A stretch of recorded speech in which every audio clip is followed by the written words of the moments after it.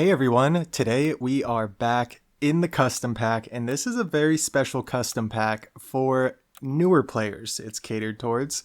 If you're an experienced player and you've played a lot of custom packs, you're probably going to see a lot of stuff in this pack that you're like, yeah, okay, I've, kind of hammered that pet to the ground, whatever. And it has an emphasis on food and mana. And yeah, let's hop into it. I kind of want to just explain how I play the pack, especially the first, just kind of the lower tier pets. There's kind of two paths I typically take in playing custom packs.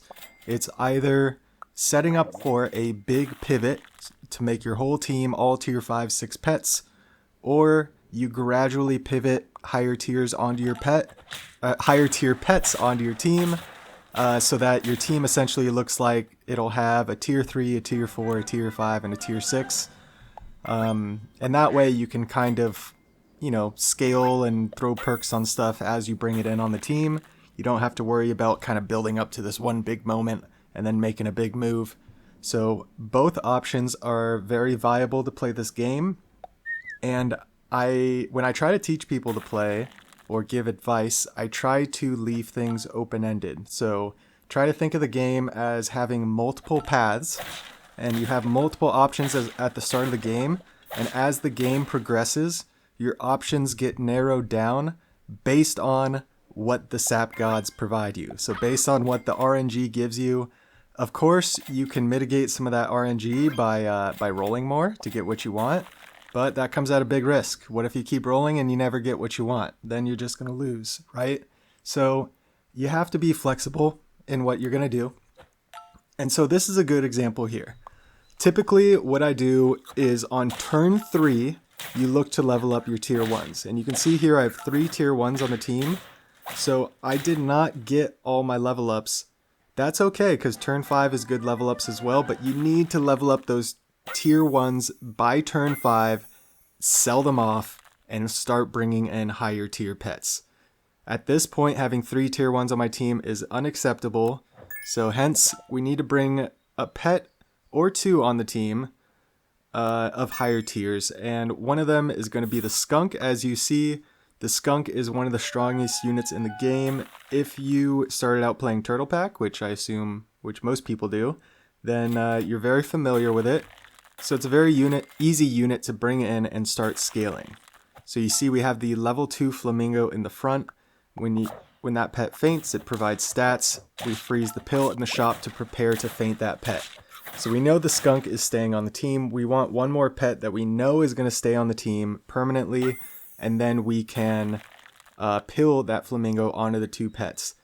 The cuttlefish and the crow shows up. Usually the crow's an automatic buy, but the cuttlefish is intriguing for this team. The skunk will reduce the health of the strongest enemy. The cuttlefish will reduce the health of the back line. So it's kind of a unique little health reduction combo. I thought it was kind of fun, especially in a pack that's kind of catered towards mana. I thought it was cool to kind of have a run that essentially doesn't really have much to do with mana. And you see here, we actually decide to pill the tar and then throw the lettuce. Interesting decision. The main reason I did that is to ensure that the lettuce hit both the cuttlefish and the skunk.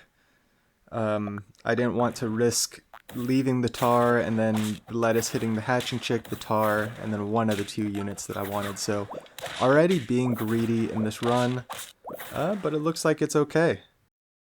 And you see the puppy that we have going with the lasagna. So typically, a lot of people like to bring in rabbit on tier 3 or giraffe, and those are viable options. There, of course, is rabbit in this pack, but even in a food scaling build, I don't like running rabbit. I've never liked running it.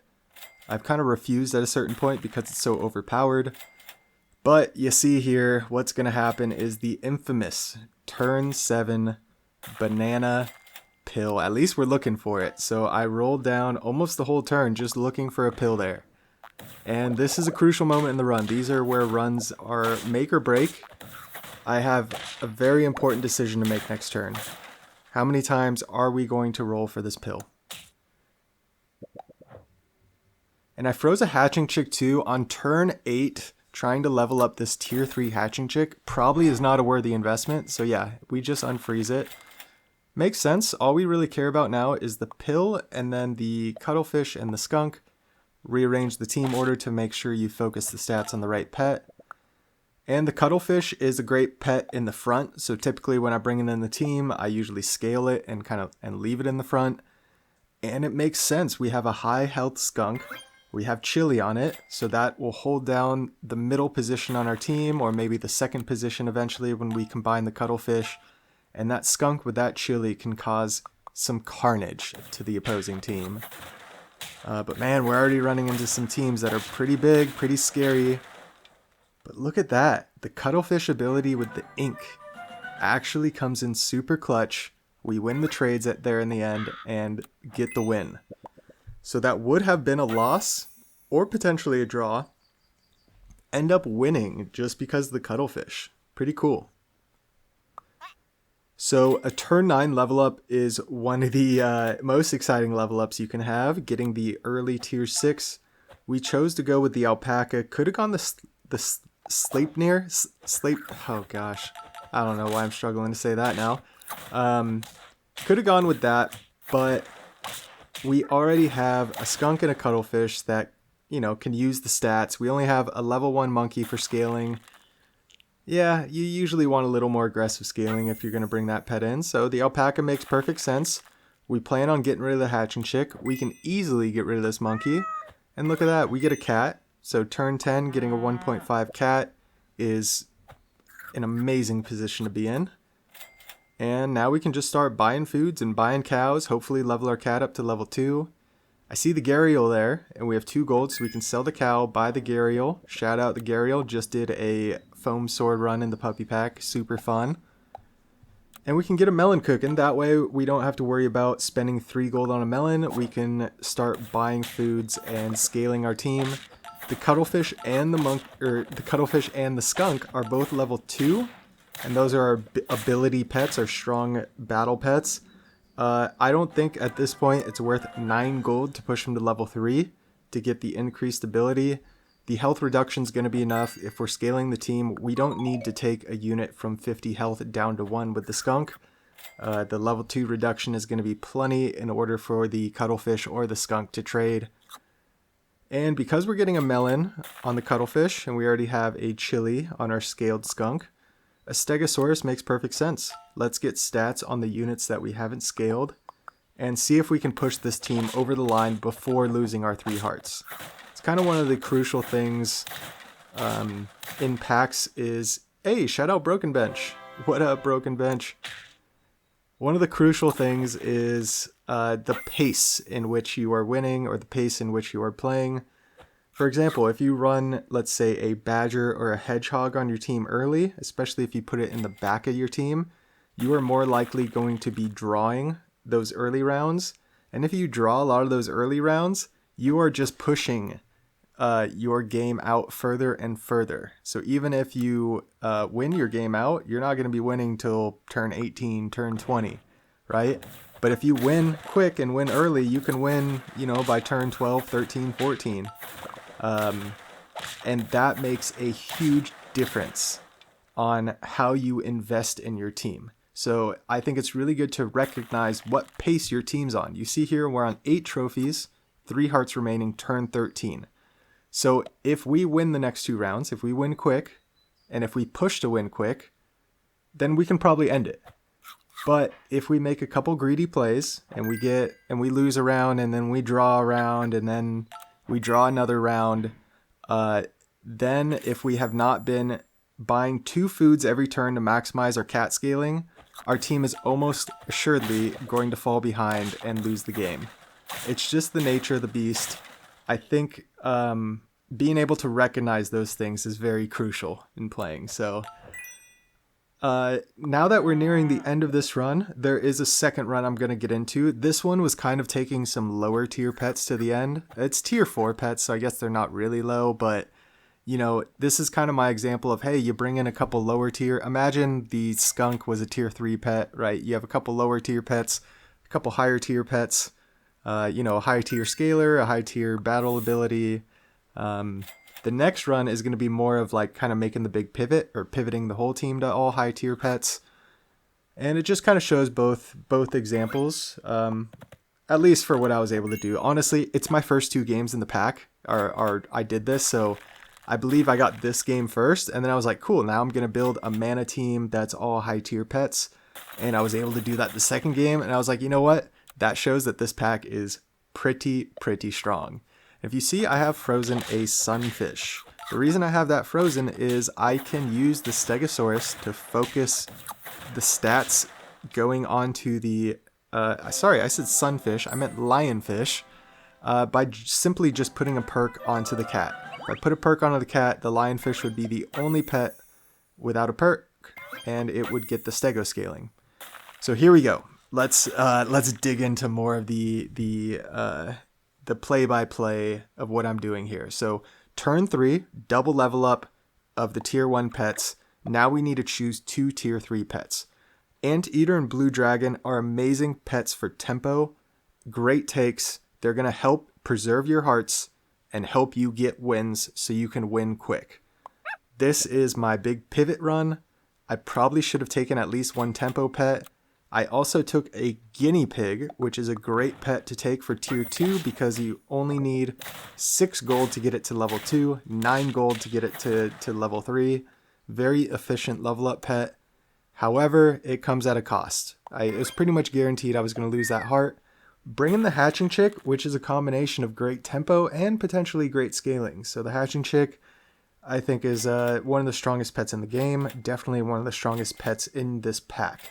And is going to be your best friend. So kind of an unfortunate turn there. Have to kind of just roll down and toss an apple. Very rare that I do that. Typically, I would just roll that turn down, but the reason I didn't is because the guinea pig is the only pet I would have been looking for. So I would have spent 3 gold just looking for 1 single pet. Not really efficient, not much value in that. Unless you hit the pet, then it could be worth it. And yeah, really worried at this point that I'm not going to find pets I want to buy. So I freeze the whole shop, then unfreeze it. And at this point, we just need something to put this lasagna on. So finding the guinea pig level up is perfect. Wasn't sure if I wanted to waste the 1 guinea pig that spawns and keep the puppy or get rid of the puppy and essentially a 2 gold swing. So might as well sell the puppy and yeah, make a little pivot here, bring in a rock. I knew I wanted a mana team and I knew I wanted to go mainly high tier pets. So I was like, okay, maybe I just start scaling a rock and I do a rock with the rest tier 5 and 6 pets. Yeah, wasn't quite sure. You just got to take what the game, what is presented to you. And you cannot be mad when you're playing a mana pack and a rock is presented to you. Definitely the best tier 4 you can ask for. And yeah, at this point, Beta Fish level 2, probably the best thing we could ask for, as well as Hatching Chick level 2. But you don't want to force it, so let's just cook another lasagna. And there's a Hatching Chick, so okay. Probably worth just rolling down for a Hatching Chick now, which, yep, that's exactly what we're doing. Even if I found a Beta Fish, probably wouldn't want to do it. The reason I unfreeze the porridge is then turn 7, the pears open up, so pears much better than porridge. Rather just toss pears. And we have a beta fish, so looking for a pill or potentially a banana pill. If you don't get a 1.5 beta fish by this point, then no reason to go for a level 2 beta fish. Just either pill it or look for a banana. Throw a banana, then pill it. And then while you're looking for your banana pill, if you happen to find more beta fish, you can decide to go for it. But it's just going to lock that slot up on your team. Not the biggest deal when we have multiple slots open on our team. You see we still have the cracked egg level 2. Great tier 1 pet to just keep in the front of your team for a long time until you need that slot open.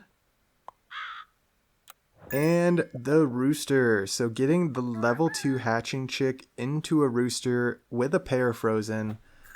I mean, it can't get much better than that for a turn 7 level up. The rooster is one of my favorite pets in the game. I've used and abused it so much to do everything from get secret achievements to complete hard challenges to even you know, like the winning with only one pet. I did it with a rooster. So that pet holds a very special place in my heart. It's like I'm pretty disappointed that the Hydra exists now, because the Hydra is essentially just a better rooster, but not in my mind. The rooster will always be the dominant one.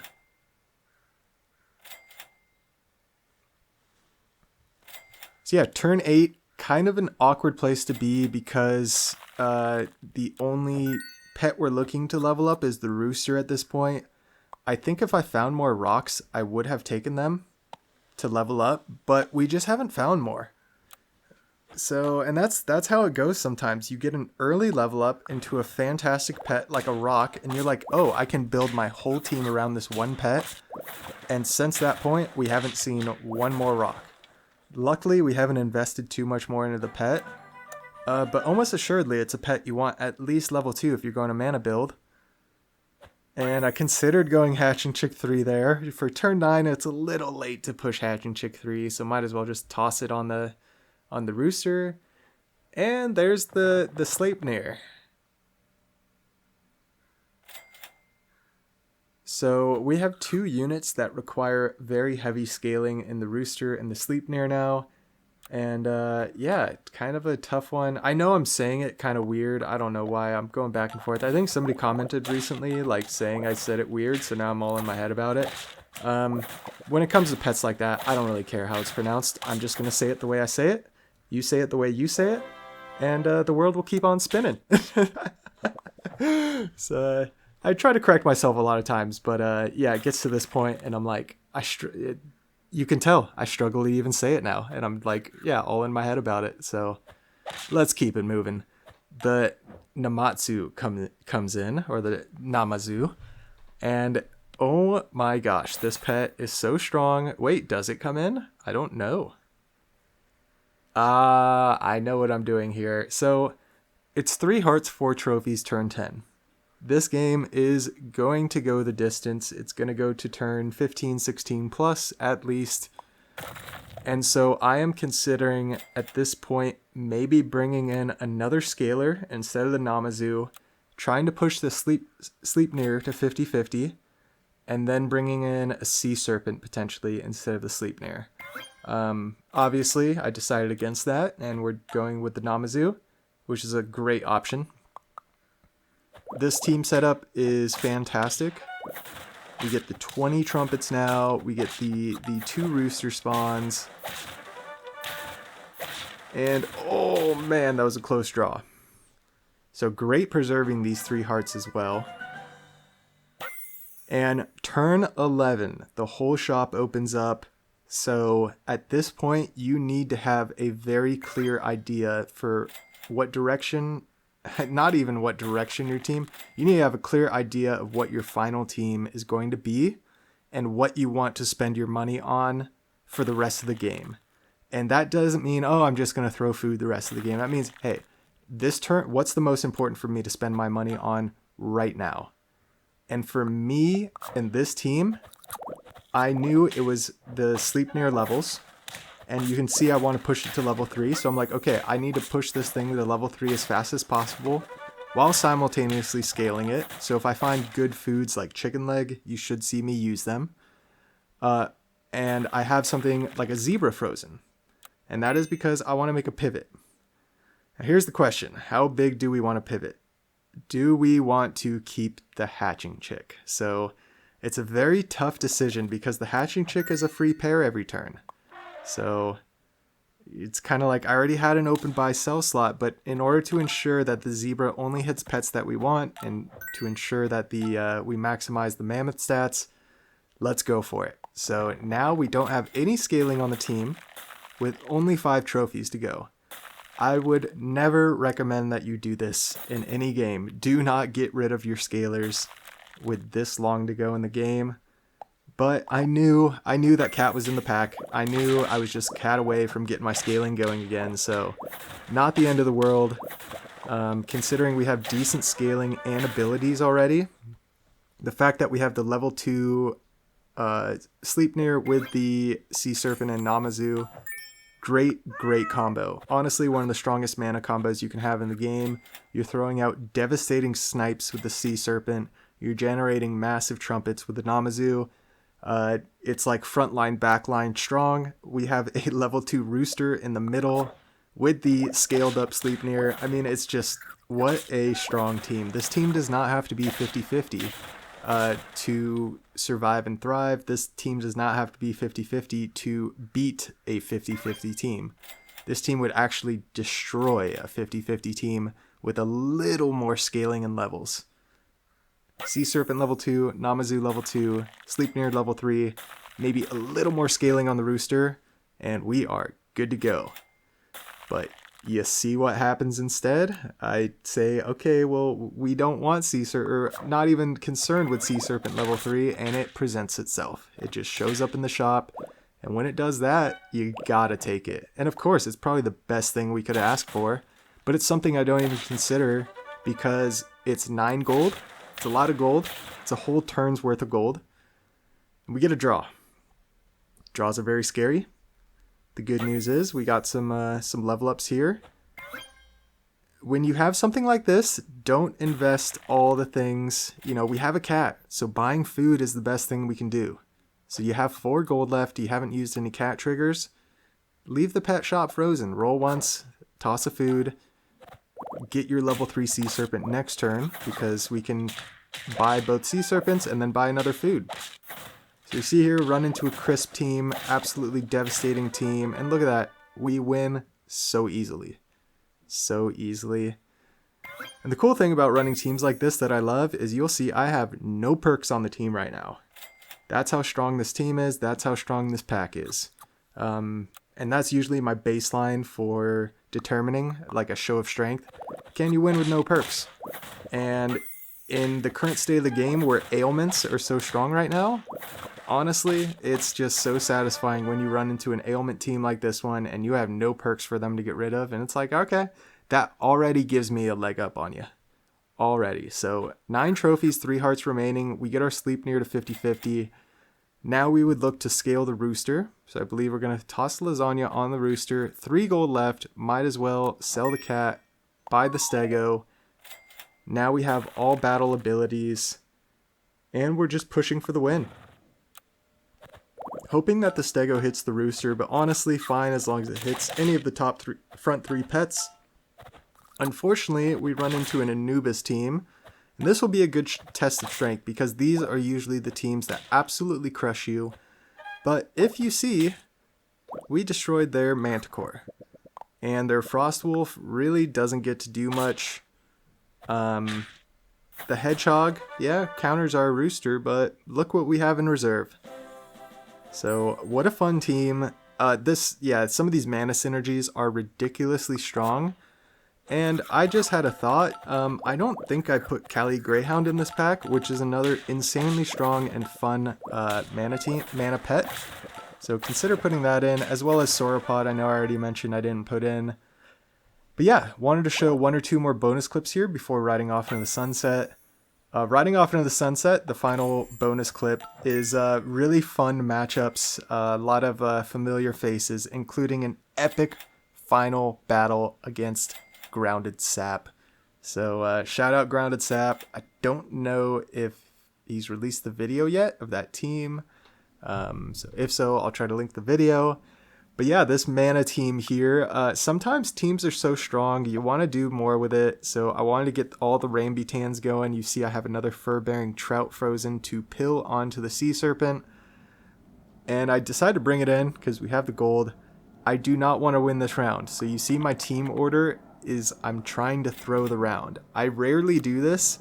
The reason I was doing this is because I wanted to, you know, further the game to show the example of how great this pack is and, you know, how good this team is and how to win in the pack. And yeah, I thought this was a great example because I'm trying to throw and you still win anyway. So I'm trying not to win and I still win. Seems like a good pack to me. So if you hung around this long, I really do appreciate it. Feel free to like, comment, subscribe. As always, have a fantastic day. We'll catch you in the next one. We used to be solid, not falling apart. Things never not okay when you were mine. You used to be honest, not pulling my heartstrings every other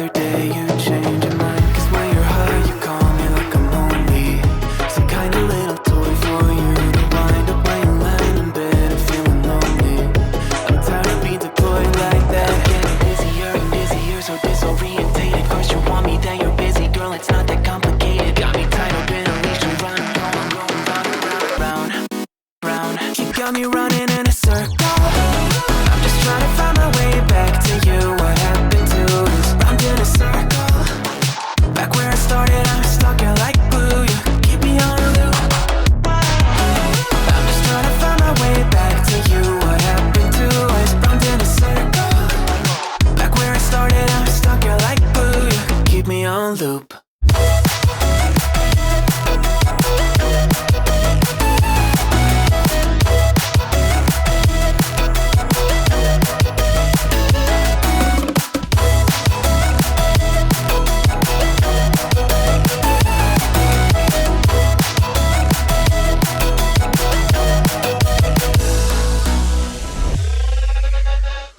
I used to respect you, thought I was enough. Yeah, it feels like half a century ago. Guess you keep coming back after telling me off, without even feeling sorry between goodbye and hello again. Thought we could grow again, how about no again, again and again. I'm trying to tell you we can't be friends, struggling to comprehend that we broke up and ended again and again and again. And I'm getting busier and busier, so disorientated. First you want me, then you're busy, girl, it's not that complicated. Got me tied up in a leash and round and round. You got me running in a circle. I'm just trying to find my way back to you. What happened to us? Round in a circle. Back where I started, I'm stuck here like glue. You keep me on a loop. I'm just trying to find my way back to you. What happened to us? Round in a circle. Back where I started, I'm stuck here like glue. You keep me on loop. Yeah, when you're high, you call me like I'm lonely. Some kind of little toy for you to wind up when you're lying in bed and feeling lonely. I'm tired of being deployed like all I am to use a pet. You think you own me? I'm nothing but a boy for you to wind up when you wanna pretend to get to know me.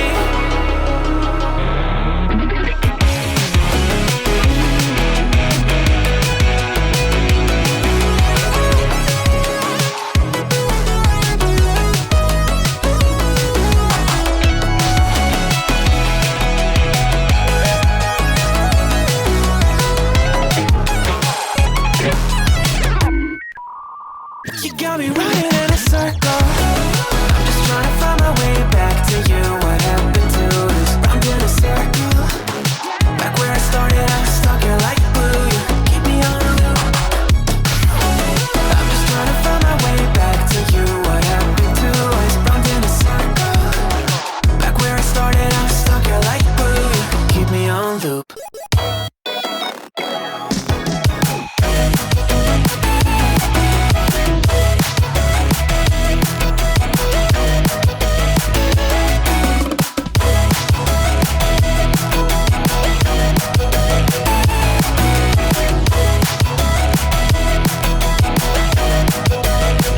Got me running in a circle. The year is 1991. Birds and people are living together in seemingly perfect harmony, until one day a young man catches fire. This is Phoenix.